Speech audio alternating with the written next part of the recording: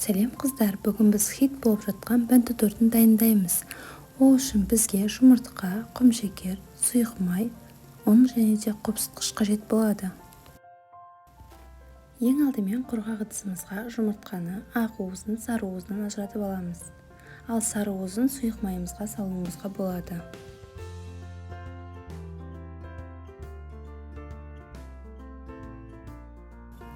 Бөліп алған ақ уызымызға құмшекерімізді салып, аппақ болғанша миксерлейміз. Ақ уызымыз ыдысымызды жылжытқанда көтергенде ағып кетпеуі қажет. Мына видеодағыдай. Енді шанышқының көмегімен жұмыртқа мен сұйық майымызды араластырып, ақ уызымызға салып, күрекшенің көмегімен жоғарыдан төменге қарай араластырамыз.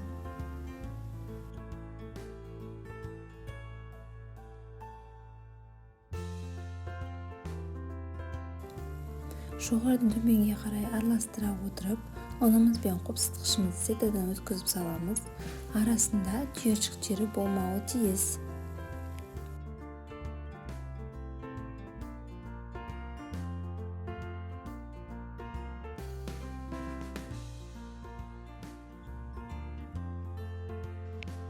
Дайын болған қамырымызды листімізге пергамент қағазын сала отырып, қамырымызды орналастырып шығамыз. Пешімізде 80 градуста 30 минут пісіреміз. Пеш алдын ала қыздырылған болуы қажет.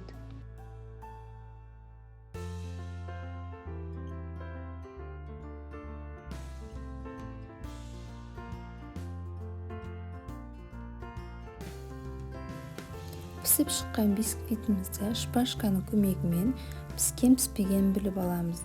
Шпажкамыз басы құрғақ болса, пісті деген сөз. Бисквитімізді суытып қоямыз, ал енді біз суығанша кремімізді дайындаймыз. Таза құрғақ ыдысымызға творожный сыр, құмшекерімізді салып, жақсылап араластырып аламыз.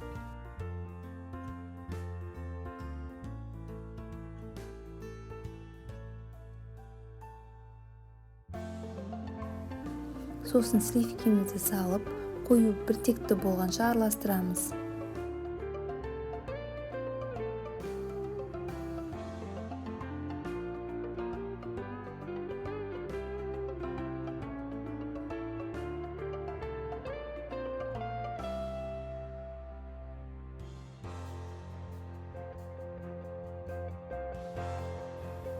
Міне бізде осындай қою біртекті крем шықты. Өзінің қалпын ұстайтын крем. Дәл осындай болуы керек біздің креміміз. Бағанағы дайын болған бисквитімізді өзіміздің қалауымыздағы диаметр бойынша кесіп аламыз. Менікінің диаметрі 13.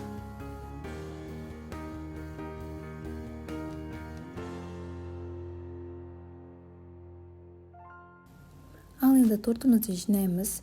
Пропиткаға сүт қажет болады. Бисквит, пропитка, кремді кезектестіріп отырып, бисквитті қойып, сүтімізді азғантайдан құйып, кремімізді жағып, солай-солай тортымызды жинап шығамыз.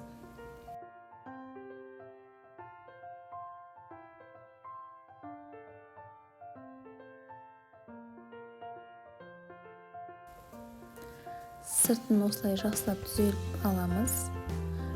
Оформлениені өзіміздің қалауымыз бойынша жасаймыз. Маған бір муслим деп жазу керек болды. Сол үшін мен шоколадты ертіп алдым.